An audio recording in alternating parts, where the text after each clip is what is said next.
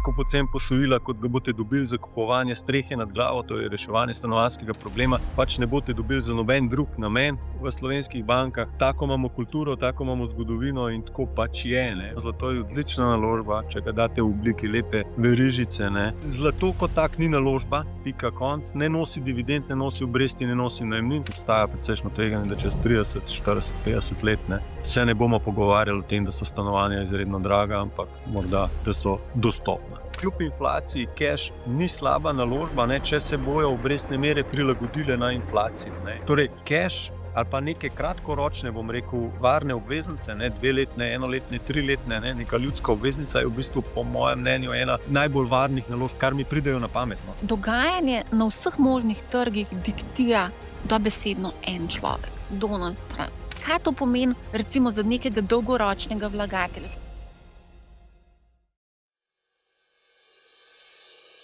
Pozdravljeni, sem Marja Milič in gledate MoneyHow, prvi podcast o upravljanju denarja pri nas. V trenutnem zelo negotovem okolju se marsikdo sprašuje, kje so varna zatočišča, ali se splača investirati v obveznice, nepremičnine, mogoče v kakšno zlato, plemenite kovine ali pa kakšne druge varne investicije. Mogoče je tudi to, da imamo denar nekje, lahko ena izmed možnosti. Se pravi, povišana inflacija, energetski šoki, geopolitične negotovosti, veliko se govori o možnosti stagflacije in tako dalje. Skratka, kako se pripraviti na vihar, katere so tiste konzervativne naložbe, katerim je mogoče smiselno zdaj tudi pogledati. Pred mikrofonom je Blaž Hribar iz pokojninske družbe A. Midva z Blažem sva posnela to epizodo v živo in sicer 24. marca zgodaj zjutraj. To je bila čisto impulzivna odločitev, večkrat imam takšne impulzivne odločitve. Tako da nas spremljajte, naročite se na YouTube kanal in boste seveda tudi dobili obvestilce, ko bomo šli v živo. Skratka, preden gremo na vsebino, ki je bila zelo, po mojem mnenju, kar precej bogata, vabim vas seveda, da si prisluhnete. Preden pa gremo na vsebino, bi vas rada spomnila, ogromno vprašanj dobivam o individualnih naložbenih računih. Jaz sproti objavljam številne članke na to temo, pripravljamo tudi določena orodja, s katerimi si boste lahko pomagali pri filtraciji in pri vseh ponudnikov in ponudbe in tako dalje. Ampak ja, zelo veliko je pa tudi nekih trikov, na katere je treba biti seveda pozoren.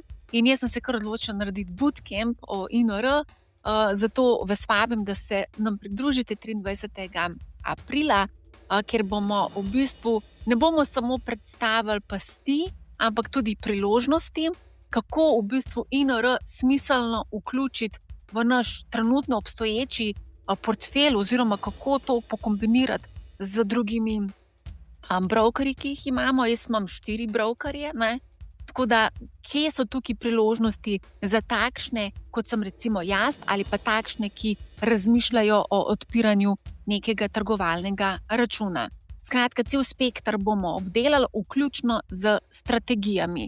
Tako da vabim vas, da se nam pridružite na bootcampu INR v živo 23. aprila.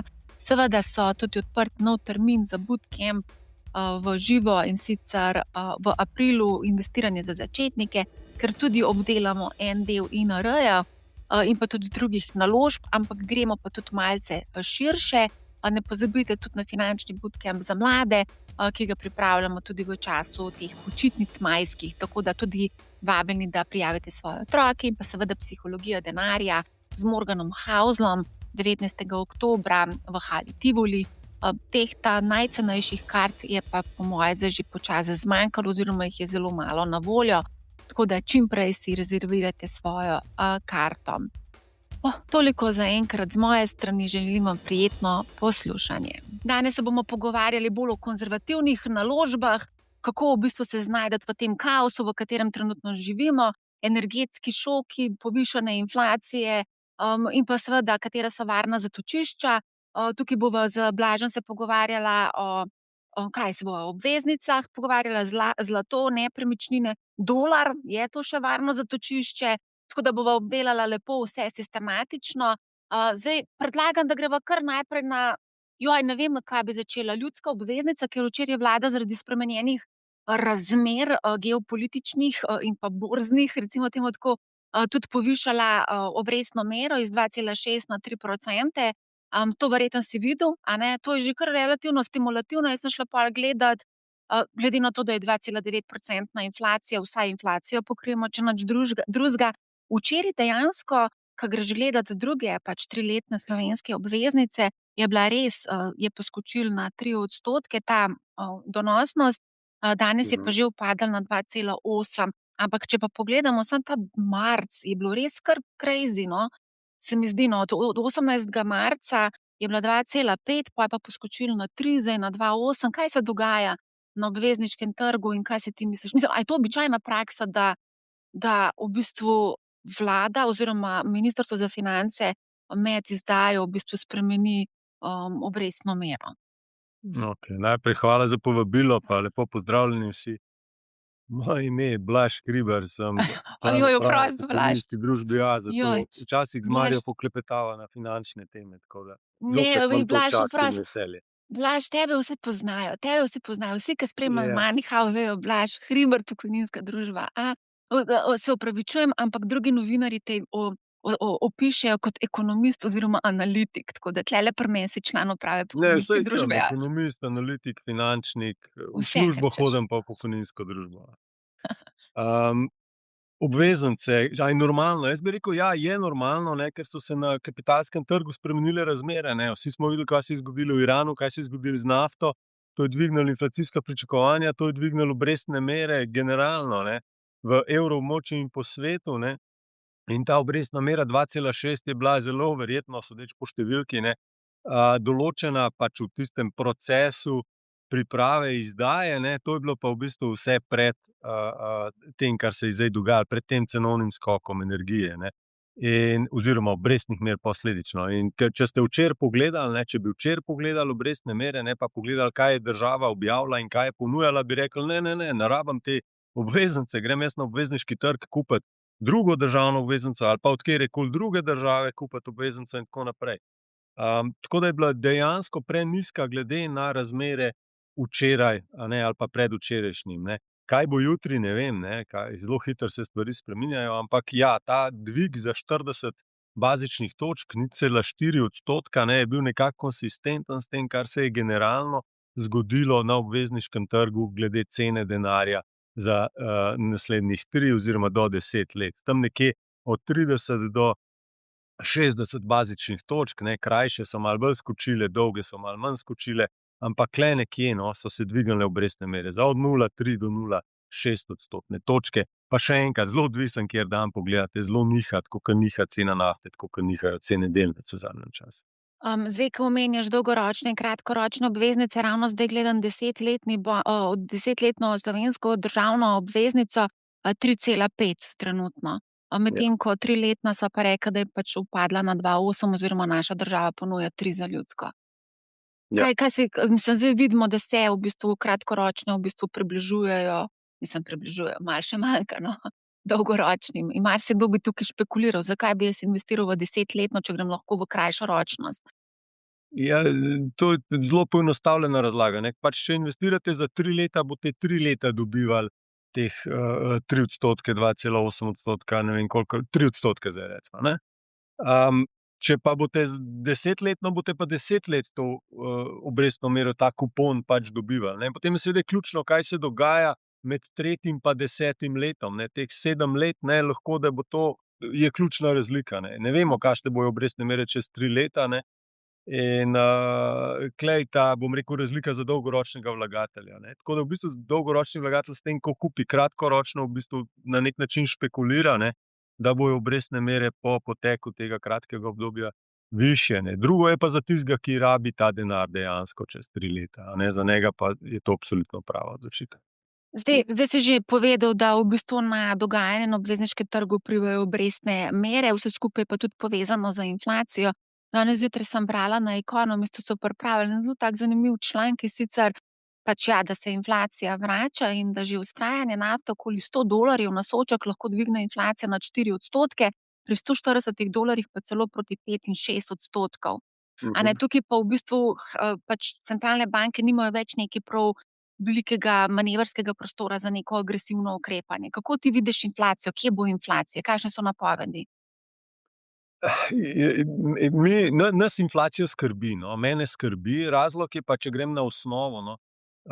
Po covidu so se države navadile, so se svetovni voditelji navadili, da rešujejo probleme z fiskalno ekspanzijo. Torej, da ali investirajo ali pa enostavno subvencionirajo. Subvencionirali so krajši delovni čas, investirali so potem v obrambo, v energetsko samostojnost in tako naprej. Covid pa ruska invazija sta spremenila miselnost voditeljev iz.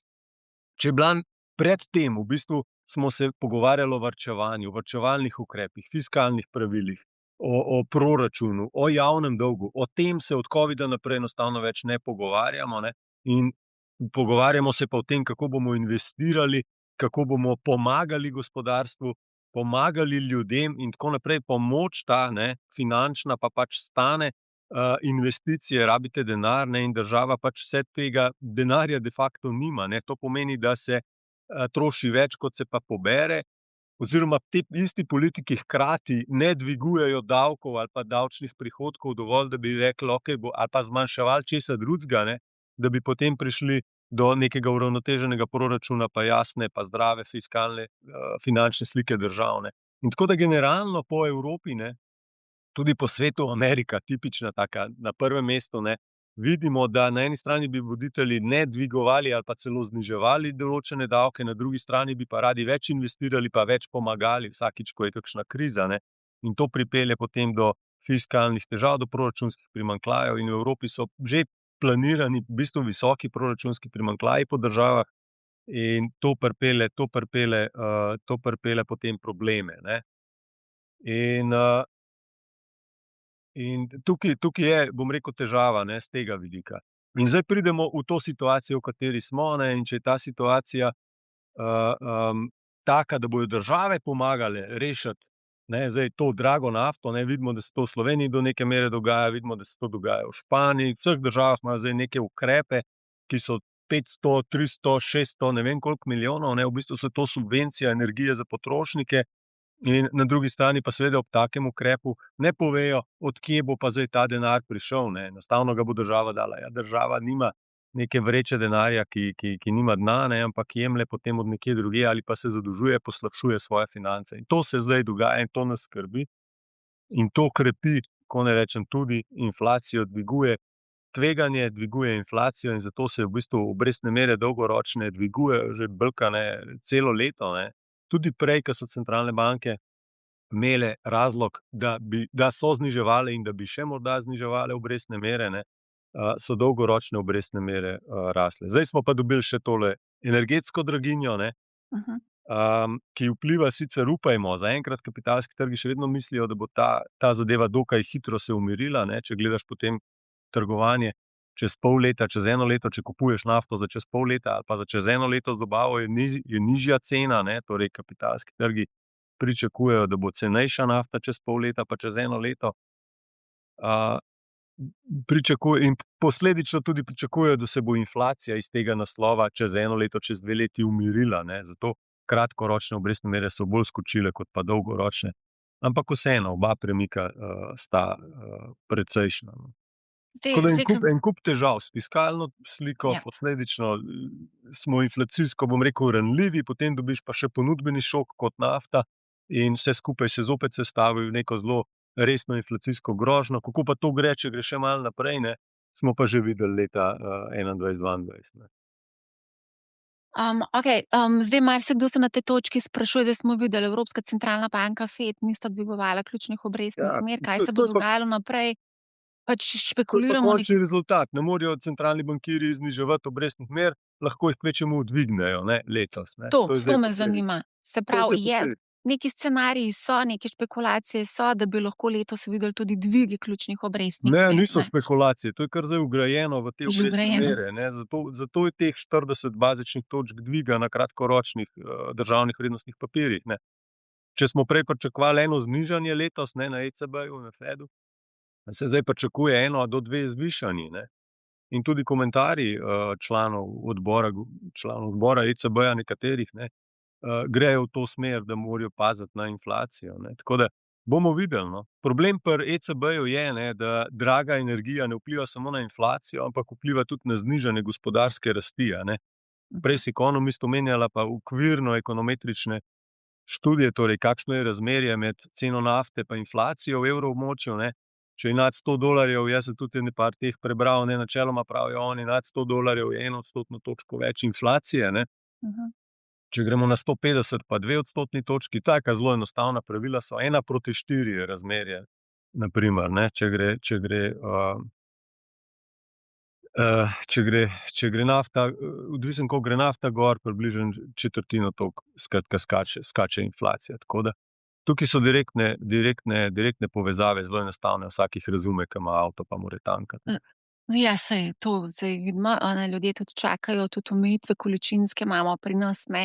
Ampak ne glede na to, saj veš, To je pa imamo spet tudi, druga tema. to je druga tema, pa ne vem, če bi šla v sestavljanje te vlade in vse te obljube, ki so bile dane v to teh ne, ampak soočenjih. zakaj nafte zmanjka, ne? Zakaj nafte Ne, ne, ne, ne zaradi zmanjka, je zato, ker ni dovolj, ampak zato, ker je prepocen, ne. Kdor je prepocen. mikroekonomijo na ekonomiji naredil, to razume, ne, kdor je pa ni naredil, pa mogoče Max je malo Tajnikar, težje. knjiga Mikroekonomija. Če so se ti Priporočam, če kdo ne razume, zakaj zmanjka v glavnem, okej, dobrin, ki imajo regulirane cene. mogoče lahko pošljemo to knjigo tudi kakšnemu politiku. No, zdaj, ko govoriva o ključnih obrestnih merah, to seveda tudi vpliva na naše življenje in marsikdo se sprašuje na tej točki, ker če mogoče slučajno kupuje kakšno nepremičnino, ali zdaj vzeti fiksno variabilno za Euribor 6-mesečni, ki ga ponujajo večina bank 2,4, pa morava dodati še tukaj pribitek, ne.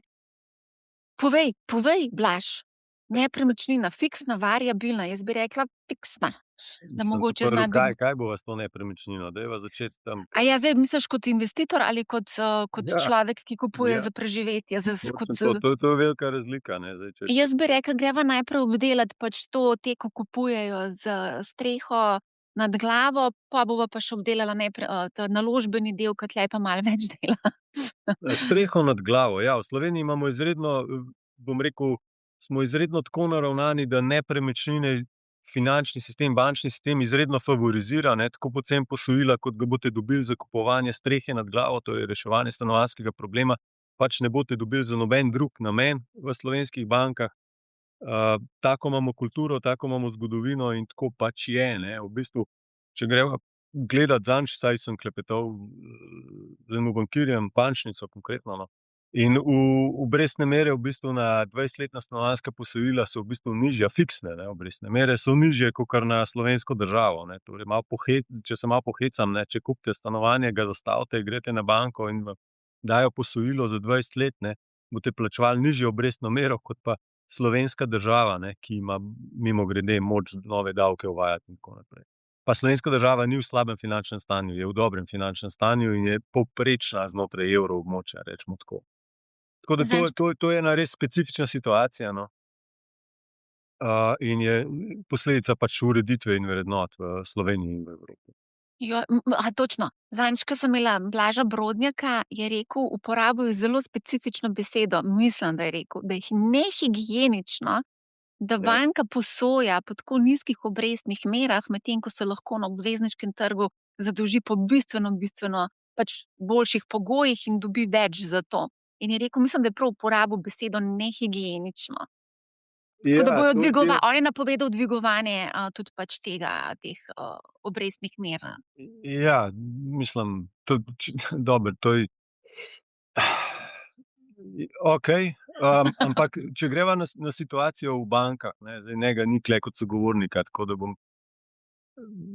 govoril o tem, kaj jaz mislim, ne o tem, kaj drugi Ne, se sam narobe pač njega mislijo. citirala pač, sam povem, Ja, ne, absolutno, saj nehigienično. vodi največjo banko v Ja, Sloveniji, ja. tako da seveda pravilno, ne. Ampak vse banke v Sloveniji, vključno z NLB-jem, ne, vključno s to, ki jo on vodi, imajo, oni temu rečejo presežno likvidnost ali pa preveč, po domače povedano, pa preveč denarja ljudje puščajo v bankah, ne. Veliko se mi tudi finančniki, upravljavci o tem pogovarjamo, 30 ali koliko milijard je zdaj že od gospodinjstev tam denarja in dejansko bankirji ne dajo vsega tega denarja naprej v obliki posojil podjetjem ali pa tudi fizičnim osebam, ker enostavno ni tako velikega povpraševanja. po normalnih obrestnih merah in potem znižujejo, potem dajo 0% ali pa nekaj malega ti dajo na depozit, nič na denar, na pogledne vloge, ne, torej na računu.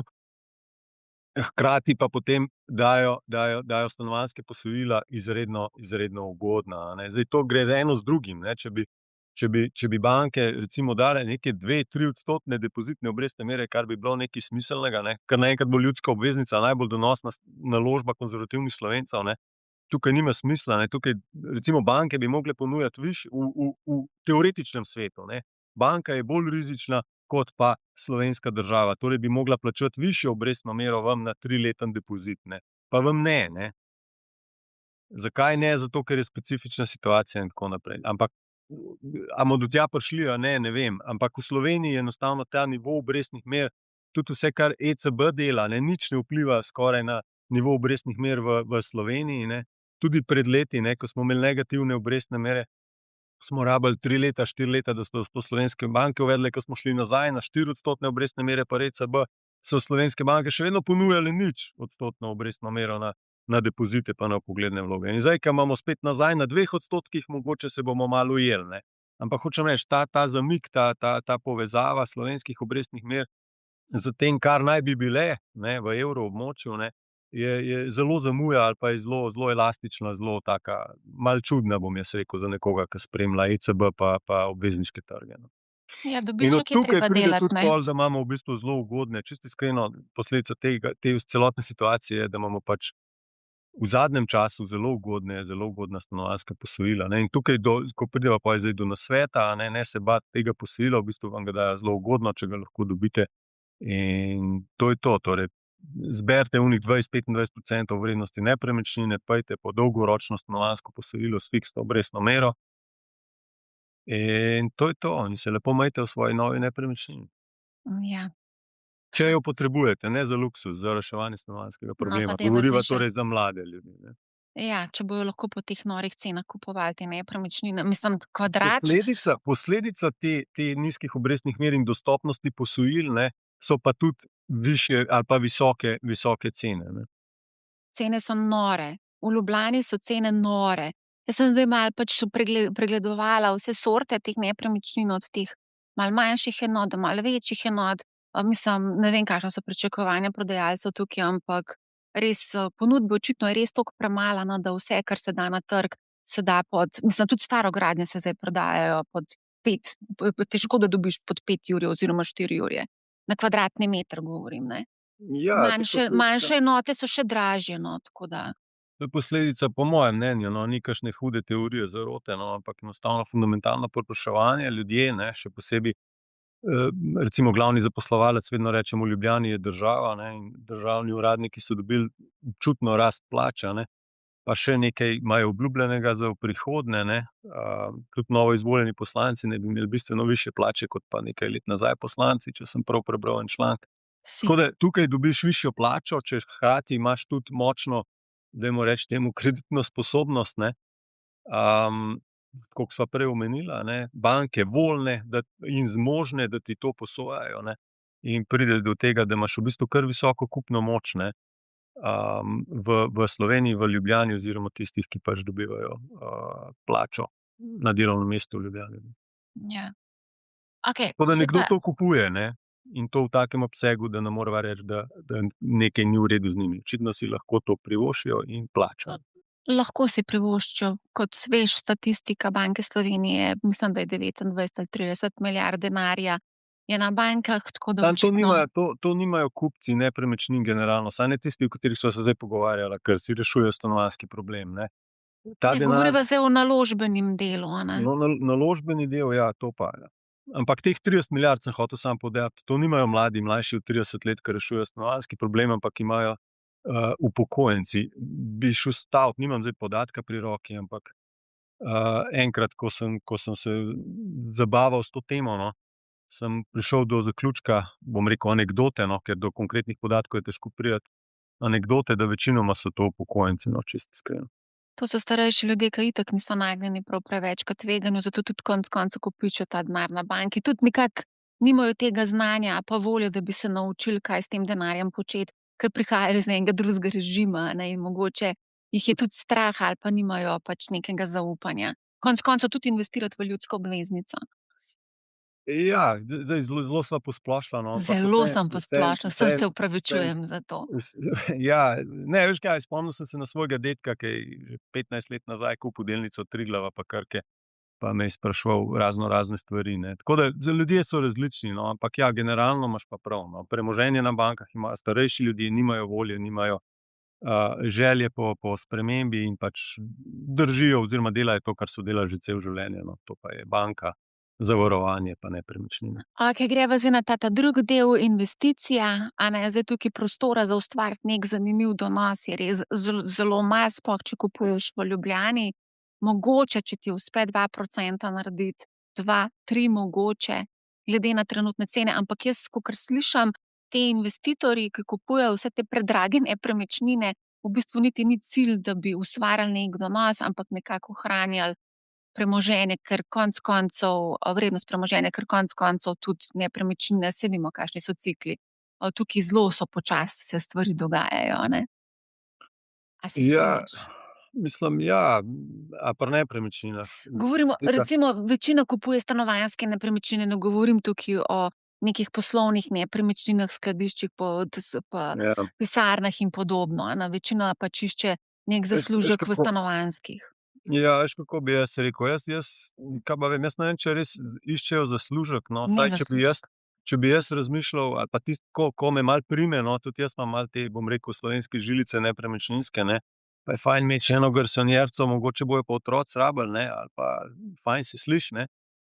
Imaš neko čustveno zadovoljstvo, ne, ker rečeš, imam pa še nekaj, ne, imam pa, a ne, konec koncev, kaj pa vem, kakšni se ločijo, pa je pol problem, kakšni otroci odrastejo, pa je problem. Skratka, pridejo določene potrebe po stanovanjih in imaš neki občutek, bom rekel, varnosti, pa nekaj, kar lahko omeniš, da imaš, no, res ta čustveno zadovoljstvo dobiš, no, kakorkoli se to hecno sliši, ajde, ni draga ura, ni nakit, ampak ni pa čista naložba, ne, težko se hvališ, koliko delnic Krke imaš. Jaz imam pa 1121 delnic Krke. To ni isto, kot da rečeš, da imaš Ampak zakaj se neko. moraš pa hvaliti, Blaž? Koga Ne, briga? saj se sam Koga sebi briga? pohvališ, sam sebi se A pohvališ, sam ne. sebi se hvališ, ne pa prijateljem, ne, jaz sem si pa Ne, kupil ne garsonjero. zares, ne zares prijateljem, ampak saj pravim, če veš, če imaš,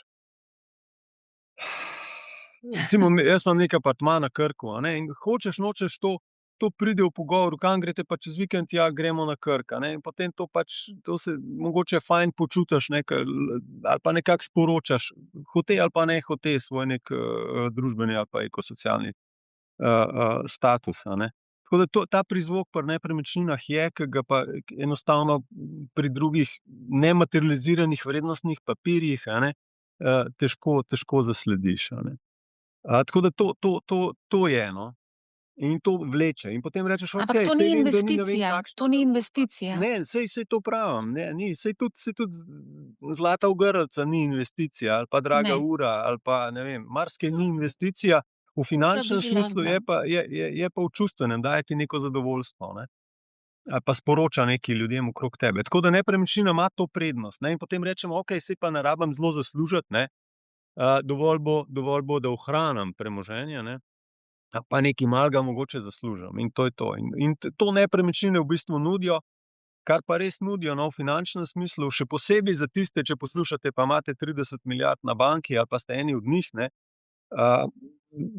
To je kljub vsemu je to realno premoženje, ki sicer se stara, ne, torej čez 100 let ta hiša, ki jo kupite danes, čez 100 let bo za podreti, a ne, ampak vseeno je pa veliko bolj obstojno in realno to premoženje in uporabno, kot pa denar na banki ali pa v štunfu, ne. To je nominalno premoženje, to vam inflacija pove, nepremičnine, realno premoženje vam inflacija ne pove.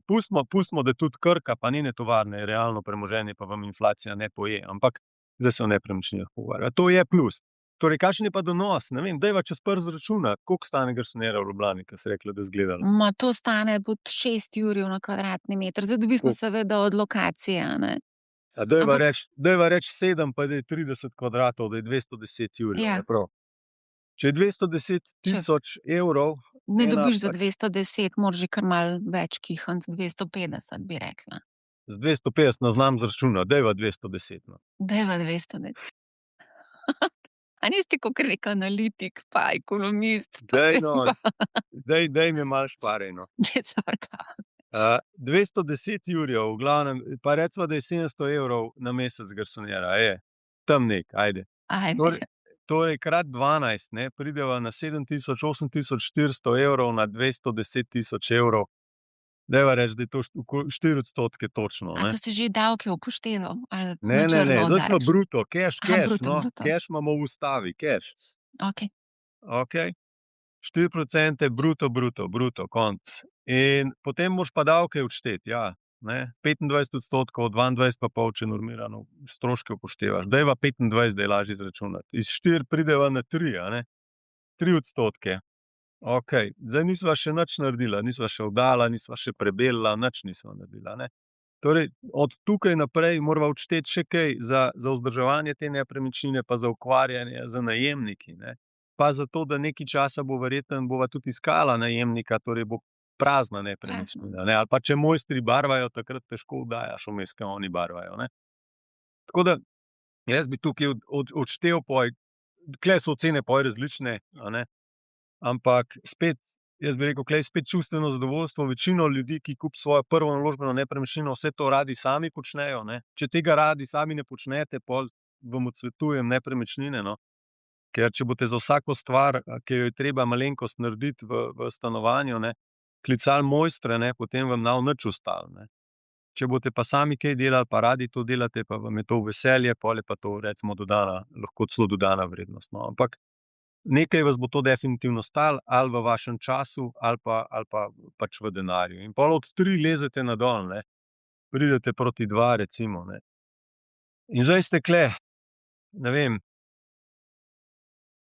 Pa je že boljše, da vzameš ljudsko obveznico, ke ti 3 prinaša, pa ne rabiš se ukvarjati Ja, z najemniki pa pri s čemer beljenjem. pri čemer tvegate tudi samo zastaranje nepremičnine, v kateri ste, a ne. Danes želijo ljudje imeti parkirišče, želijo imeti balkon, želijo imeti dvigalo, ne. Včasih ni bilo to tako nujno. Skratka, okusi in potrebe, želje, zahteve se spreminjajo, ne. Torej tudi tule lahko kaj manj kiksnete, ne. Zdaj vsi se pogovarjamo tudi o Ljubljani, a ne. Ljubljana je včasih bila glavno mesto republike, pred tem, ne vem, ni bila nič, ne. Nazadnje je bila glavno mesto nečesa v Ilirskih provincah, ne. Zdaj je glavno mesto države, ne. Tako da bog ne daj, da se to spremeni in zopet ni glavno mesto nečesa, ne. Takrat zopet ne bo tako popularna, kot je pa zadnjih 30 let, ne, odkar imamo svojo državo in je glavno mesto in se kreirajo delovna mesta pretežno v glavnem mestu, ne. Tako da, če pogledava še kaj drugega, kakor je Ljubljana, ne, ta zgodba tudi slučajno ne bi bila tako uspešna, ne, torej ne. Nepremičnine v Beli krajini, Prekmurju, ne vem, Zasavju, Notranjskem, Posočju in tako naprej, ne, če izvzameva turistične kraje, niso nekaj, kar je lahko oddati, ne, niso nekaj, s čimer je lahko delati dodaten donos, a ne.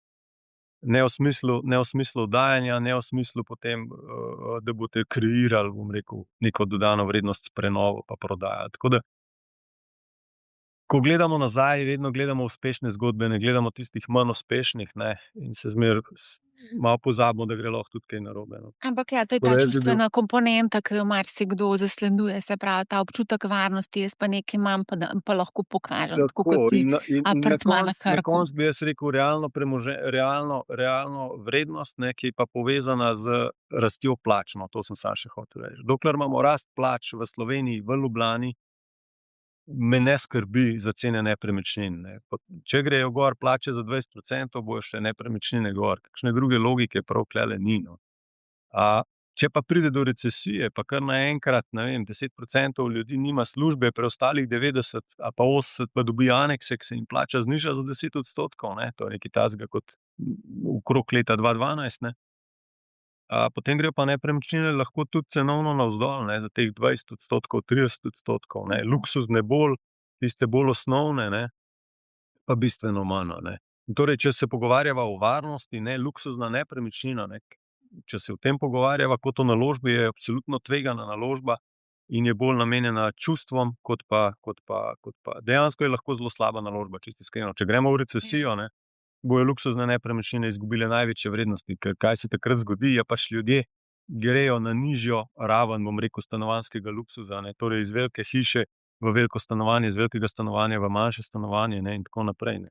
Pač zmanjšajo strošek Še nekaj, stanovanja. nepremičnina kot vsaka je v bistvu precej nelikvidna, medtem ko če primerjava z ljudsko obveznico, jo ti Zopet, lahko v vsakem hipu prodaš, na primer, ne. ja, no, v primerjavi z ljudsko Tudi obveznico, nepremičnino lahko prodaš, če daš pod ja. ceno. Imeli smo ogromno takih primerov, ko so bili ljudje prisiljeni pod ceno prodajati, ne.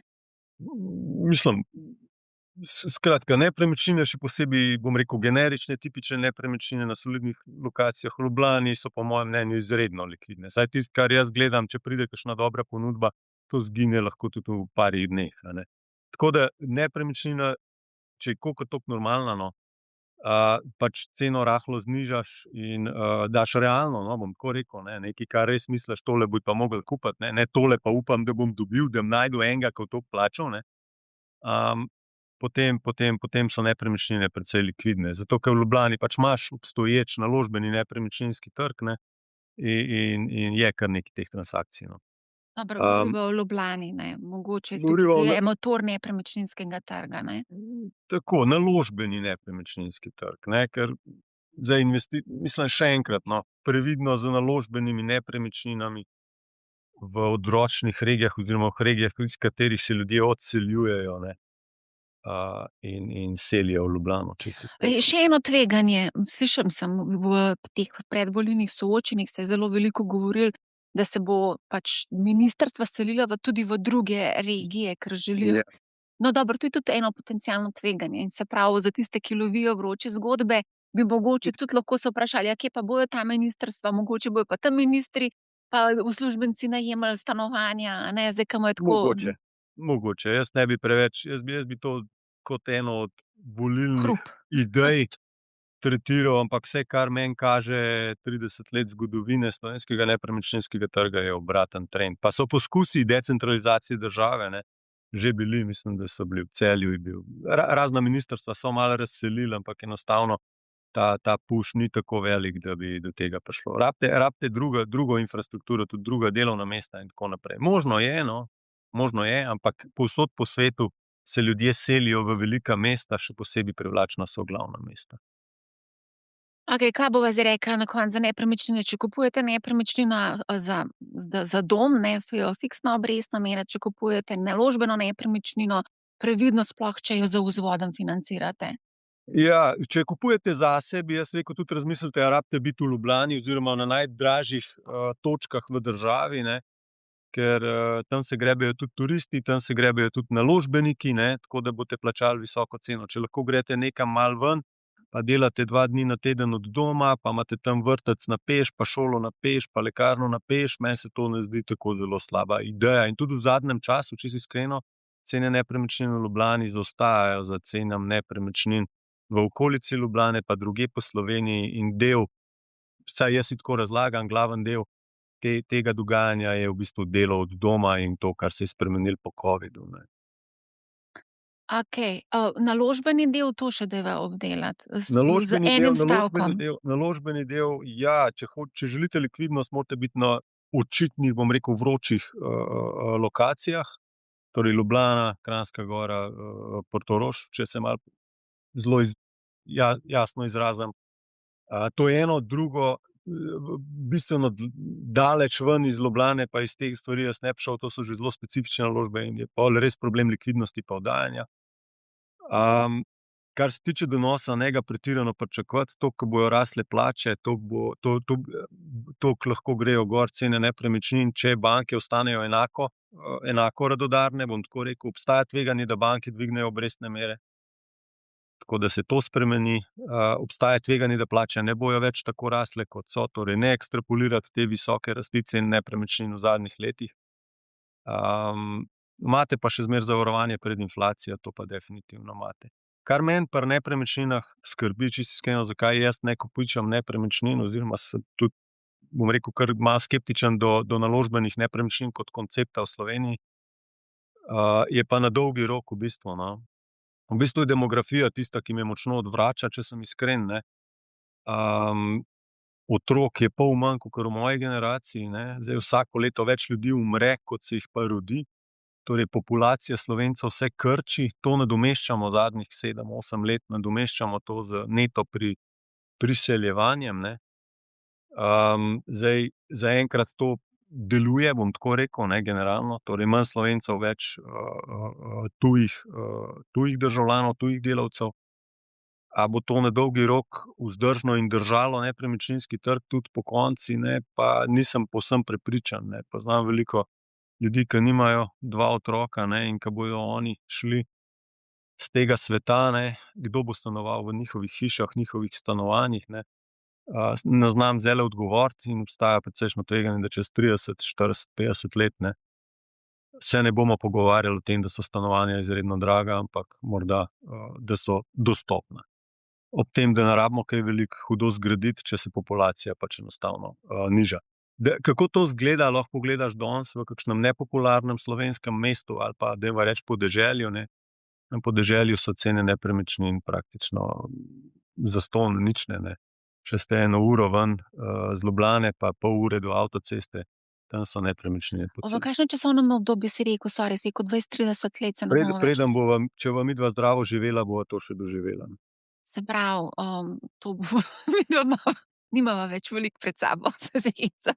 Ne, glej, 30 let, 30 do 40 let, ne, se moj pravi, se moj lahko zgodi ta najmlajši, šift. moj najmlajši sin je star 7 let, ne, preden bo on rabil nepremičnino, torej pri 27 ali pa 37, ne, je že skoraj tako obdobje vmes, a ne. Če pa govorim pol o njegovih otrocih še 30 let kasneje, pa to že zelo jasno, da bo nekaj bistveno drugače v Sloveniji, ne, kot pa je danes. Zdaj, če sva dolgoročni in Kako hitro se to zgodi, lahko pri pisarnah pogledaš, no. ja. V 90. letih so bile pisarne najbolj vroča žemljica, najbolj vroča naložba na nepremičninskem trgu, ne. Danes so pa najcenejša nepremičnina praktično, no. Zdaj, ko govorimo o nekem dolgoročnem investitorju, ki ima pred sabo 20, 30, mogoče celo 40 let investiranja, in če razmišlja o naložbenih nepremičninah, pa če upoštevava vse to, kar si ti zdaj rekel, Ne kupi delnico Krke. mogoče. Čeprav tveganja tukaj so pač je treba povedati, delnica je vseeno delnica, je bolj tvegana, so večja nihanja, Ne, medtem ko absolutno, ne, glej, saj malce z nasmeškom sem to rekel, ne, ampak logika je tule ta, a ne, tulele imate neki trend demografije, ki govori kontra temu, da vlagate recimo v nepremičnine na srednji pa dolgi rok. Kdo bo stanoval v teh nepremičninah, koliko jih rabite, ne? Je pa res, ljudje smo vedno bolj, bom rekel, bogati z vidika nepremičnin v Sloveniji, ne, vedno več kako naj rečem, kvadratura na posamezno osebo, na posameznega prebivalca raste, ne. Ali se ljudje ločujejo, pa so v svojih stanovanjih, ali enostavno vsak otrok mora imeti svojo sobo, pa tako naprej. Torej smo dvignili standard, a ne, stanovanjski standard bistveno nad to, kar je bilo včasih, in zato pač več kvadratov na posameznika pride. To je kontra temu, kar jaz govorim. Po drugi strani pa vedno manj prebivalstva v Sloveniji, ne, odvisno, kakšno je vaše mnenje o migracijah, ne, predstavlja neko tveganje na dolgi rok. Pravim samo, da ni nujno, da bo naslednjih 30, 40, 50 let na nepremičninskem trgu tako, a ne, jaz celo bi prej stavil, da ne bo tako, kot je bilo pa zadnjih 30, 40, 50 let, ne. Ker kogarkoli, ki je zdaj zadnja desetletja vlagal na nepremičnine, vam bo povedal zelo lepe zgodbice v zvezi s tem, ne, v Sloveniji, ne. Mislim, to te sprašujem zaradi tega, ker bojim za naprej. ti si iz pokojninske družbe, ti moraš gledati dolgoročno oziroma pač to. Ja, in demografija mi je zelo blizu, ne, in zato pač gledam, kje vse bo to imelo vpliv, ne, in ena od teh točk je tudi V bistvu verjetno nepremičninski trg. tvoj namig, delnica Krka mogoče, a pa drug farmacevt niti ni mogoče tako zelo slab, zaradi tega, ker se družba kot taka stara in To je bil- veliko zdravil bomo pokonzumirali, a ne? Javno To je zdravstvo bila pa, kot moja vidimo, ne poanta, samo funkcionira. skrajšal sem na delnico Krke. Sem rekel, ne, ker bo veliko Ful dobro, starejših ljudi in tukaj imaš dlje časa pač neko fundamentalno povpraševanje, morda celo rast povpraševanja po zdravilih, če bo večja življenjski standard, ne, in bomo več namenjali za zdravje, za zdravila in za vse to, ne. Potem je nekdo kot Krka, kot farmacija, kot zdravstvo lahko neki rastoč posel, ne, kljub temu, da se družba stara in da se v bistvu krči celotna populacija, ne. Stanovanja, mimogrede, stanovanja pa hiše, fundamentalno gledano, kupujejo mladi ljudje, torej ljudje, ki kreirajo svoje gospodinjstvo. Torej, mladi, ki se poročijo, dobijo otroke, oni so tisti, ki res grejo po veliko posojilo za 20 let in kupijo stanovanje, ki zgradijo hišo. Ne stari ljudje. Stari ljudje mogoče kaj prenovijo ali pa vzdržujejo, ne pa res zares investirajo. No. V glavnem greva Zaradi fundamentalne potrebe. zdaj midva z Blažem sva v živo, tako da tisti, ki nas spremljate na YouTubu, nam lahko postavite vprašanje, bova z veseljem odgovorila, a ne, Blaž? Ampak Ja, preden greva če bova le znala. če bova le znala, če ne bova pa pogooglala ali pa po ChatGPT-ala. Skratka, Ne bova pa coin modro tiho. ali bova modro tiho, tudi tišina veliko pove, kaj ne? Se zdaj Ja. bavam.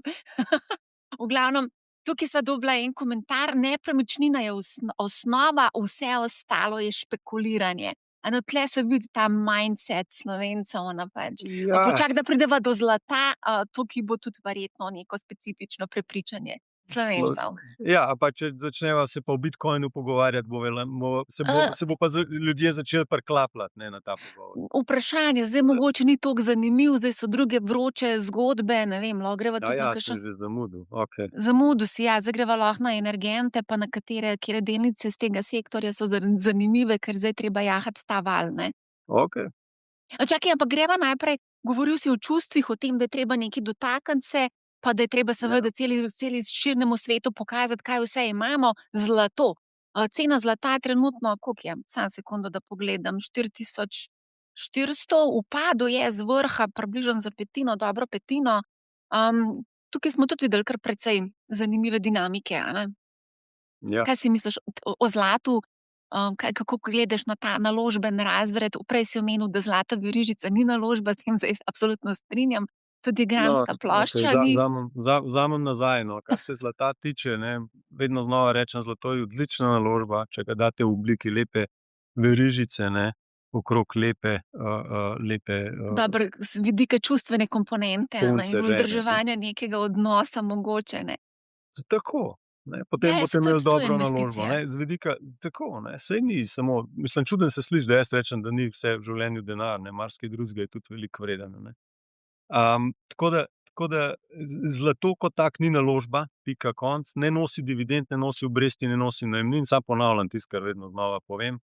In skozi zgodovino je to bilo točno tako, je pa zlato občasno, zelo bom rekel, vroča špekulacija na razne spremembe v družbi, običajno na razvrednotenje fiat denarja, ne, na inflacijo, na razpad, bom rekel, gospodarsko-finančnih infrastrukture, ne, torej finančne infrastrukture. Torej, vedno, ko je neka resna kriza ali v finančnem sektorju, ali vojne, ali dvom v fiskalno, torej v javne finance, v denarno politiko, se zlato nekako tlele, bom rekel, zasije. Ne? In ko enkrat zasije, cena gre gor za 20%, 30-50%, potem se pa pridruži, bom rekel, močen špekulativni moment, tako kot na vsem ostalem, ne? In začne se buildati momentum, torej vztrajnost se ugradi noter. Ljudje začnejo kupovati, ne? Tisti, ki niso nikoli zlata kupovali, ga začnejo kupovati zato, ker raste in ker jim nekdo pove zgodbico, ki je logična, pije vodo, ampak se ne sprašujejo, pri kateri ceni in koliko časa lahko to traja. Torej, želijo v bistvu samo ta donos, ne vem, lahko govoriva FOMO efekt, ne, te je strah, da boš zamudil življenjsko priložnost, ne, in zopet smo pri čustvih, ne, tokrat je pohlep tisti, ki to žene, ne, in pridemo do špekulativnega balončka, ne. Jaz mislim, da smo v neki taki fazi zdaj, ne. Zakaj? Zato, ker je pač svet res negotov ratal z gospodom Trumpom in z vsem, kar se dogaja v svetu, ne, z Ukrajino, z Gazo, z Iranom zdaj, z inflacijo, z javnimi financami. Skratka, kamorkoli pogledate, so nevarnosti, velike nevarnosti, delnice so drage generalno, in ta zlato je zasijal, ne. Potem je pa ta moment še zraven prišel, da smo zdaj v špekulativni fazi. Kaj meni to pokaže? Pokaže mi ekstremno interes laične investitorske javnosti, pa laične javnosti sploh, ne, o ceni zlata, zakaj je toliko zrasel, koliko še lahko zraste, ne. In tudi, ko se nek dogodek zgodi, ne, ko v bistvu zamaje eno od teh, bom rekel, naložbenih tez zgodb, ne, kot ne vem, napoved novega guvernerja ameriškega, ne, in zlato pade za 13, 14, 15% v 2 dneh, ne, to je meni jasen pokazatelj, da je tukaj ogromno denarja, ki je špekulativno v tem naložbenem razredu, ne pa fundamentalno. A te lahko samo ustavim za sekundo? Zadnjič sem imela Boštjana Bandla, ustanovitelja Belektrona. On je ful bullish, se pravi bikovsko razpoložen na plemenite kovine. Mene bi bolj zanimalo, kaj je on mislil o CO2 kuponih, recimo. Ali pa A kaj misli o največjem CO2 kuponih? Ja, Ja. ve, da se izteka čas, zato mora malo diverzificirati svoj portfelj in je našel zatočišče, en del svojega portfelja tudi v plemenitih kovinah. In menda, da je to eden najbolj profitabilnih delov njegovega portfelja bil v ne vem katerem časovnem obdobju. Vabim vas, da greste poslušat to epizodo. Ampak ja, je zelo bullish na zlato. Ravno zaradi vse te situacije, ki se dogaja trenutno v svetu. Pol naj mi pa sam razloži, zakaj smo šli zdaj 20% dol. Ja, zaradi verjetno te situacije, ki se dogaja v svetu, kar je malce čudno vse Popularna skupaj. razlaga je zdaj, da zaradi višjih obrestnih mer in so ljudje malo videli, da mogoče lahko kupujejo ameriške državne obveznice namesto zlata. Ja, lahko je to, lahko je pa to, kar sem jaz prej razložil. Ja. Okej. Zdaj, napovedi za zlato so zelo različne. Mislim, da sem danes, pa ne vem točno, mislim, da sem na Bloombergu prebrala en članek, kjer so napisali, da zdaj nekatere centralne banke celo prodajajo zlato, zaradi tega, ker pač enostavno je pač negotovost velika in menda, da iščejo zatočišče v dolarju spet, ne. Ali je dolar spet postal neko zatočišče za pred temi negotovimi časi, v katerih smo? Samo še en point bi glede zlata, pa No, odgovoril na tvoje vprašanje. Zlato, ne, prilagojeno za inflacijo, če ga pogledate, ne, je zdaj, ne, je v teh dneh ali pa zdaj, ki je na 5000, 4000, 5000 dolarjih zaunčal, ne, najdražji, tudi prilagojen za inflacijo, najdražji ever, ne, torej dražji kot leta 80, ko smo imeli embargo, pa tista prvi res ekstremno rast cen zlata, nafte, inflacije in vsega tega, ne. Smo se bali za razpad finančnega sistema. Takrat je bil zlato bistveno cenejši, kot je pa danes, torej kupna moč ena unče zlata, ne. Torej, v znani zgodovini zahodnega sveta zlato nikoli ni imelo tako kupno moč, kot jo ima danes. Samo za pomislek, no. Torej, če gremo zdaj gledat, koliko zlato stane danes, je najdražje ever. Ne, a bo to se nadaljevalo ali ne, bomo pa videli. Ampak jaz načeloma, ko je nekaj najbolj drago kadarkoli, ne, po neki metriki, ki je dolgoročno imela nek smisel, ne, ne bi agresivno šel v tako naložbo. No, mogoče še eno opozorilo za tiste, ki imajo zelo radi zlato, ne. 80. leta recimo je bilo zlato najdražji pred zdaj to zadnjo epizodo, ne, in v naslednjih 20 letih, ne, je zlato šel iz $800 na $300, ne. Neprilagojeno za inflacijo, nominalno. Inflacija še dodatno, ne. Torej, zlato lahko ima tudi zelo dolgo obdobje, ko izgublja na vrednosti. Torej, če se zadeve geopolitično, inflacijsko, vse ta grožnje, vse te zadeve začnejo umirjati, ne, tako kot so se v 80. in 90. letih prejšnjega stoletja, ne, potem lahko, da zlato izgubi svoj sijaj, izgubi svoj špekulativen moment, se pa obrne v drugo smer, ne. Tako da, še enkrat, zlato je špekulativna naložba, če je sploh naložba, je hranilec vrednosti in špekulacija. Tako da previdno, no, vse bom dal v zlato, ker bo to samo raslo. Ne, pa se načeloma ljudje priporočajo oziroma strokovnjaki, ne, ki so mogoče vseeno tudi fani zlata, nekako priporočajo izpostavljenost do 10%, čeprav sem slišala tudi bistveno višje procente, ampak v redu. A greva midva malo na dolar? Jaz moram priznati, da sem zelo pozorna na dolar iz večjih razlogov. In mislim, da sem glih danes brala na Bloombergu članek spet, ne, da je dolar least worst option v tem trenutku. Kako ti gledaš na dolar? Je to zdaj neko, ali večji vlagatelji parkirajo svoj denar v dolarju? Je to strategija? Kaj je to? V bistvu lani je bilo ravno obratno, ne. Imeli smo Mar-a-Lago akord, če kdo želi prebrati zelo čuden ekonomski seminarsko delo, no, od ameriške administracije, kjer so zagovarjali cenejši dolar, ne, kjer so zagovarjali, da je to rezervna valuta, pa mogoče ni prav, da je precenjen in da zato Amerika plačuje to ceno in da želijo, da je cenejši in tako naprej. vse skupaj se je prijel, torej Sell America je bil en trade lani, ne, ki se je zelo, bom rekel, razširil, ne, in dolar je izgubil blizu 10% svoje vrednosti napram evru, recimo, ne. In do letos v bistvu je bilo nekaj takega podobnega, no. Letos je dosegel najvišjo vrednost 1,2, a ne, dolarja za 1 evro, torej evro je bil veliko vreden, zdaj smo na 1,16 danes, ne, in je izgubil nekaj. Ta iranska zgodba, draga nafta, v bistvu, moja razlaga je naslednja, ne, draga nafta zelo škodi Aziji pa Evropi, pa ne škodi Ameriki, neto, ne, ker Amerika je neto izvoznica ali pa samozadostna, Evropa je močna uvoznica, Azija še močnejša uvoznica. Torej, kdorkoli uvaža nafto, je izgubil zdaj v tej energetski draginji in to se odraža tudi prek pričakovanega upada gospodarske rasti, kar pa pomeni v bistvu pol nižjo ceno valute, ne, nižjo gospodarsko moč, nižjo, šibkejšo valuto. In v tem dogajanju zdaj, ne, smo videli, da evropske delnice so šle bolj dol, so, ne vem, nekje 9% v minusu ta mesec, ne, ameriške 2 do 3%, v evrih govorim, ne. Azijske podobno ali pa še malo več kot evropske, ne, in evro je šel dol, vse valute držav uvoznic so šle dol, ne, in zato je ta dolar, bom rekel, porastel. Tako da, če pričakuješ, da ta energetska kriza se bo nadaljevala in stopnjevala, potem je treba iti v dolar, treba iti v države, ki so energetsko samostojne, kot Amerika največja, ne. Jaz drugače To je moj gledam. pogled zdaj na dolar. Zdaj, kaj pa naprej, je pa zelo težka debata v zvezi s tem, kako se bo razvila pač energetska draginja, ne. Jaz sem zelo pozorna na dolar iz čisto drugih razlogov, in sicer zaradi tega, ker pripravljam en dogodek Psihologija denarja in pride en gospod, ki ga je treba plačati, Morgan Housel, avtor knjige, in ga je treba plačati v dolarjih, ne. In zdaj jaz to je valutno tveganje, o katerem je tudi treba malce pač povedati, a ne, ko delaš neke Ja. take stvari, so to Ja, tudi valutna sicer je. tveganja. Tudi investitorji, ki kupujemo čez lužo delnice, a ne, tudi smo izpostavljeni valutnemu tveganju. Zato se mi zdi pomembno, da vemo, No. kaj se tudi dogaja z dolarjem, ne. Smo, ampak jaz ne bi prepotenciral tega izpostavljenosti dolarjev, ne, ker če kupujete, bom rekel, ta največje družbe, ne, ali pa ETF-e, ki imajo ta največje družbe, ne, one poslujejo globalno, ne, tako da na nivoju posamezne multinacionalke, ki posluje globalno, ne, nekega Facebooka, ne, se vse te valute, bom rekel, skozi čas malo ponetirajo, ne.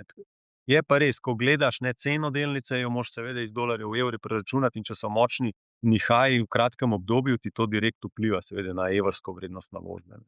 Skratka, da povem, kakšna je Ampak moja ne bi se strategija. tvoja situacija je zelo specifična, no. Ne, jaz samo da povem, kakšna je moja strategija.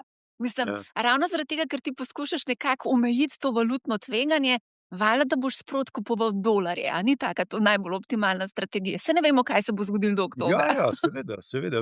Vedno, če veš, da imaš fundamentalno potrebo po nečemu, ne, Imaš torej v tvojem fundamentalno. primeru rabiš dolarje, ne, potem bi bilo smiselno, da jih postopoma dokupuješ, ker veš, da jih boš takrat pa takrat rabila, ne, in vmes ti lahko močno zaniha tudi kontra tebi, ne, tako da je smiselno, da pač postopoma greš v to. To je najboljše in najcenejše zavarovanje. In edino, ki je zastonj zavarovanje pred takimi tveganji. To je to. A lahko sam skočiva na hitrico pogledati eno vprašanje smo dobili. Zdaj, če imate še kakšno vprašanje, dajte ga poslati, ker midva z Blažem bova kmalu zaključila, ker zdaj sva pa že skoraj 1 uro.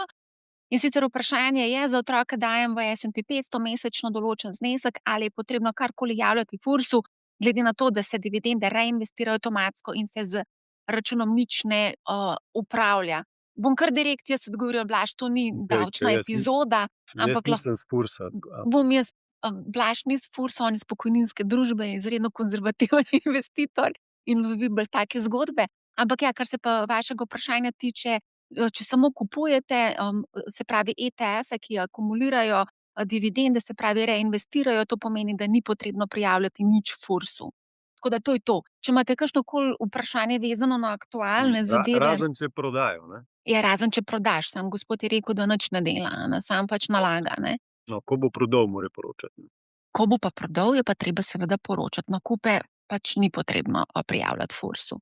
A si predstavljaš, da bi mogli še nakupe prijavljati? To bi bil nightmare. Skratka, kje sva zdaj ostala? Dolar sva obdelala, o ljudsko obveznico sva obdelala, zlato sva obdelala, nepremičnine sva obdelala. A sva še kakšen zelo konzervativen naložben razred spustila? Kaj bi mogla še povedati o kakšnem? A je še kakšna zadeva? kam se lahko skrijemo pred viharjem? A veš, da se o tem veliko razmišljam zadnje čase, ne. Marsikaj je drago, marsikaj je tvegano, ne, kaj je varna naložba.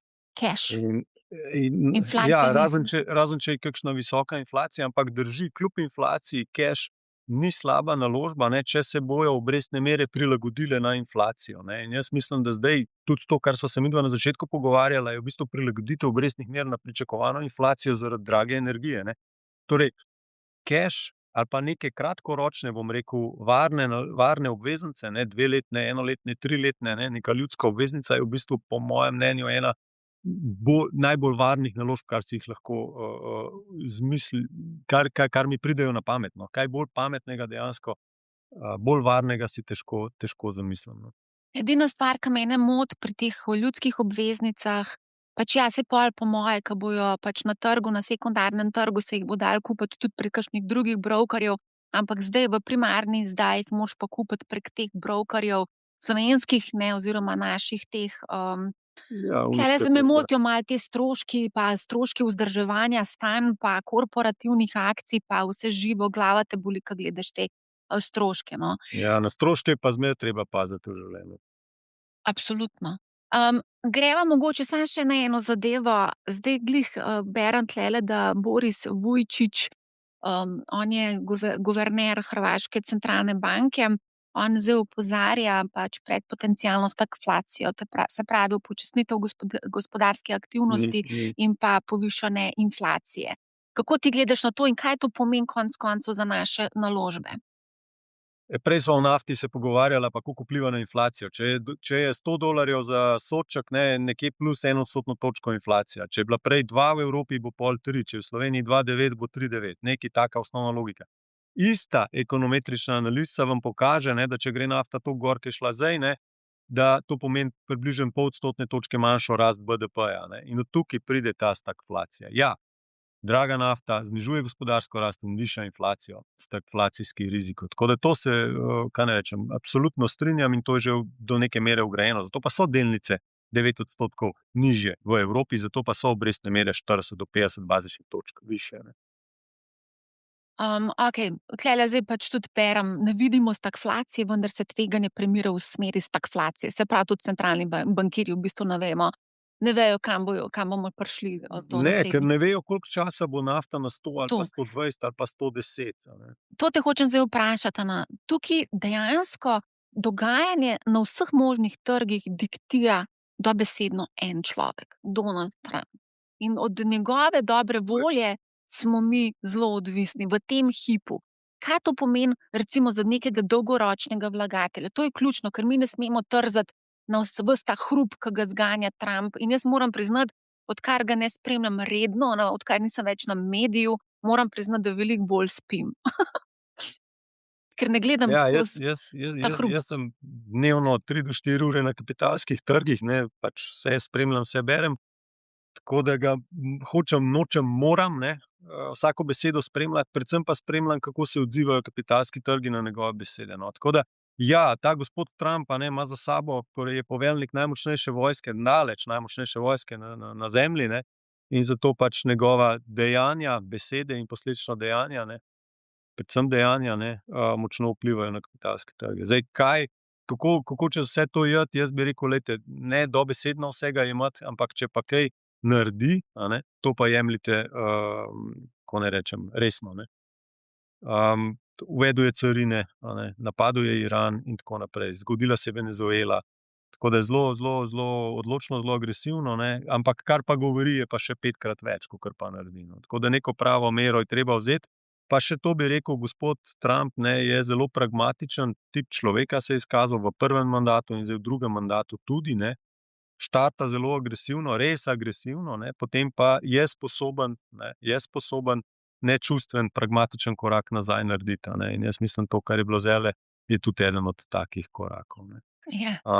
Tako da jaz sem zmeren optimist, no. Jaz sem zmeren optimist, ker ko ni nobene logike, ko ni nobene, bom rekel, ekonomske logike za gospoda Trumpa, ne, takrat on pol običajno pragmatično premisli in, reče, da bo spremenil smer, no, torej. Ja, zelo je pragmatičen. Tako da Zdaj pa jaz bi bil zmeren optimist glede vsega tega.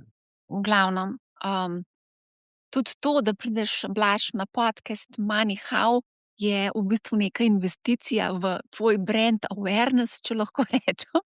Kajti, samo sekundo, Igor pravi: "Zdravo, nimam vprašanja, imam pa pohvalo. Gospod Hribar, vas je vedno veselje poslušati, imate glavo na pravem mestu in veste, kaj govorite." No, Vedno to pa premišljeno, hvala. Tako da evo, Blaž, tudi to to je pa investicija. je, glej, kaj naj rečem. Najlepša hvala, samo to bom rekel. Najlepša hvala vsem, ki kdaj poslušate karkoli imam za povedati. Evo, zmeren optimist, takoj te je zahaklal za besedo. Zmeren optimist, torej ETF na S&P 500. Mislim, da je to tudi ena vaša top number one, vaša naložba v portfelju dinamičnega sklada, če se jaz prav Ja, spomnim. delniškega sklada. Delniškega, ja. Ja, Je ampak S&P. je ETF na S&P 500, ker polovico premoženja vlagamo v ameriške delnice in bom rekel, široko enostavno izpostavljenost na najlažji način za praktično minimalen strošek, res minimalen strošek je zelo lahko dobiti z ETF-om. Ampak ni pa to naša osnovna filozofija, da v tem delniškem skladu vlagamo v ETF-e. Mi dejansko pač, bom rekel, za začetek posnamemo indeks, tako da v bistvu sami sestavimo iz največjih naložb, iz 450 največjih naložb v indeksu, potem pa dodajamo naložbe ali odvzemamo naložbe skladno s strateško lokacijo. Običajno to pomeni malo več nečesa, malo manj nečesa. No, to me zanima še za konec. Kaj recimo spremljaš oziroma dodajaš v tem hipu od V tem delnic? hipu od delnic generalno moram reči, naša lokacija od lani konca leta naprej je enaka, na njej zaenkrat vztrajamo oziroma smo še zmeraj na njej. To pa je, da imamo rahlo več, v bistvu imamo manj delnic, tako bom rekel, smo previdni, kot že dolgo ne, imamo manj delnic. Znotraj tega imamo pa več evropskih delnic, predvsem z vidika vrednotenja, predvsem z vidika novega zagona v Evropi za malo večjo samostojnost, obrambno, energetsko, tehnološko. Vidimo tukaj nek push fiskalen in to se bo prelivalo v gospodarstvo. Cene delnic niso bile pretirane, tako da tukaj vidimo neko, bom rekel, malo bolj zelen travnik za nas. No. Amerika se nam zdi, je draga zgodba o umetni inteligenci, po našem mnenju prenapihnjena, monetizacija tega vprašljiva. In tukaj vidimo kar nekaj tveganj, zato smo previdni do Amerike, kjer pač tehnološki velikani predstavljajo praktično 40-50% S&P 500. Ne? In cela ta zgodba, če se narobe odvije, bo zelo problematična za Ameriko in ameriške delnice, tudi globalno, ampak bomo videli, kako bo šlo. Tukaj smo previdni. No? Tiste delnice, ki niso povezane z umetno inteligenco, so pa v Ameriki tudi ekstremno drage. Kjerokoli metriko boste pogledali, boste videli, da nek Costco, Walmart ali pa karkoli, bom rekel, malo bolj umirjeno ameriških naložb, so tudi ekstremno drage, tako da tukaj smo pa malo previdni. No. Varno zatočišče, ki ga omenila, iščemo v kratkoročnih ali pa srednjeročnih kvalitetnih obveznicah, teh imamo pa malo več. Tako da v bistvu smo, ja, imaš prav, konzervativni za te čase. No. Kar se pa tiče odzivanja zdaj na te dogodke, pač ko je volatilnost visoka, ko je strah prisoten, mi načeloma dokupujemo. In tudi tokrat ni nič drugače. Ok, imam 50 jurjev, kaj naj naredim za recimo 15-letno obdobje? Še eno vprašanje. Moj telefon je na internetu, pokličite me pa. Boste lahko vložili v pokojninski sklad za naslednjih 15 let. Ne mi delati tole reklamo za pokojninski sklad. Ja, pač Vse direkt veš, si jaz sem do it vprašala, yourself. Do it yourself mindset. Ne Mislim, boš dal 50. Moj denar je v našem delniškem pokojninskem skladu, ki je namenjen za točen ta cilj. Mi vlagamo globalno po celem svetu v delnice in to je to. Smo najcenejši. No ja, cenejši je na Če ste primer mene ETF pohvalili, to je direkt to. nakup. Glej, ne, saj sem drugače nimam nobenih problemov, večina itak je v sklopu kolektivnega zavarovanja pokojninskega, mislim, da koliko 98% problemov. Mislim, tukaj je kar nekaj izzivov, no, bom tako rekla. Mogoče za tisti, ki so individualno, imajo malo več fleksibilnosti v tem zavarovanju. Za 50 tisoč, ki si rekla, 50 tisoč je znesek, ki je bistveno presega davčno olajšavo, torej se pogovarjava o dobesedno naložbi, pokojninski sklad, naložbeno življenjsko zavarovanje, vzajemni sklad, pravila so podobna, pri nas so taka, kot pri naložbenem življenjskem zavarovanju, torej po 10 letih ni davka. Stroški so taki, kot so pri nas, zdaj zakonom omejeni v naslednjem letu na 0,8%. upravljalska provizija, kar je za aktivno upravljan sklad ena najnižjih. Lahko greste pa prek ETF, ampak boste mogli malo več No, angažmaja. 0,8 si rekel za delniške? Ja. Znižali so potem provizijo, ker provizija Ja, lani vzajemnih je to- skladov se ni znižala že 20 let. Skozi ena Drži. in ista. Ne, od 2016, ker prej ni bilo delniških skladov, ampak ok. Mislim, govorimo o vzajemnih skladih družb za vzajemnih? upravljanje, ne govorimo o Ne, to pa ne, to pokojninskih. pa ne. To pa Tam ne. se nič ni spremenilo. Ne? Tukaj se pa kdo pa je dal pobudo za znižanje upravljalske provizije, verjetno ni prišla od Mislim, pokojninske družbe. zakon je to določil, prej je bilo največ 1 %, ne. Jeseni, ko je bila Do- pokojninska reforma, se je v ZPIZ-u to spremenilo na največ 0,8 %, oziroma letos je prehodno obdobje 0,9 %, naslednje leto 2027 0,8 % najvišja upravljalska provizija v kateremkoli pokojninskem skladu. Tako da klej je pocenitev za 20 % za naš. Imamo pa na drugi strani tudi povišanje stroškov administrativnih izplačila rent. Ne? Ne, če boš ti dala naddavčno, to ne Govori- rabiš iti v rente. Ne rabiš, to je individualno. Ja. Ja. O tem bomo naredili ločeno epizodo, ker mislim, da bi bilo fajn, da se naredi. Nisem vedela, da ste znižali upravljalsko provizijo na 0,8. Predstavljam si, da to ni bila pobuda pokojninskih družb. Ne? To je verjetno nekdo drug rekel, gremo znižati stroške upravljanja. Se mi malo dozdeva, kdo bi to bil, ampak ni pa kontra pobudi. Mi nismo zelo proti. Že prej smo imeli na zajamčenem skladu 0,55 % Kar upravljalske je kar provizije. veliko, ne? 0,55 %. Na zajamčenem skladu. Pa garancija je, da imaš donos recimo letos 1,5 %. Garancija je. Takega produkta enostavno ni. Tudi slučajno ne po tej ceni. Noter imamo nepremičnine, ki jih aktivno upravljamo in tako naprej. Tako da iskreno, brez da delam reklamo, pač nismo dragi v primerjavi z drugimi finančnimi naložbenimi. Kakšni so pa donosi teh zajamčenih skladov? Ja, Recimo v njih. Lahko pogledaš na internetu, lani je bilo 5,7 %, recimo. Kaj pa v daljšem časovnem obdobju se ne greš za eno leto? Čisto iskreno, od nastanka naprej je bilo približno inflacija plus 1 % po vseh stroških. Aha. Okay. To je po mojem zna biti zanimiva tema. Zdaj, spremlja nas kar nekaj ljudi v živo, če se vam to zdi zanimivo, dajte mi pisati, pa bom pač naredila tudi malo bolj poglobljeno o teh pokojninskih skladih oziroma teh družbah, ki ponujajo pokojninska zavarovanja. Mene že zavarovanje ful zmoti, zakaj ni to varčevanje. Ne? Vem, da sta dve obliki, imaš varčevanje in zavarovanje, pa različne nadzornike, vse to mi je jasno, ampak Blaža, sva 1,08 ura, meni je da brez to delati v živo, jaz bi skozi delala, jaz bi imela v živo oddajo, Moneyhow Live. Skratka, hvala, da si se nam pridružil tej debati, hvala tudi vsem, ki ste nas spremljali v živo. Če bi želeli več teh v živo vklopov, to danes je bilo pač čistko stvar inspiracije. Pišite mi, pa bomo videli, kaj se da tudi na tem področju narediti. Blaž, najlepša hvala. Marja, najlepša hvala tebi, pa vsem ostalim. Vsem, ki ste spremljali, poslušajte Moneyhow, ne bo vam žal in lep pozdrav.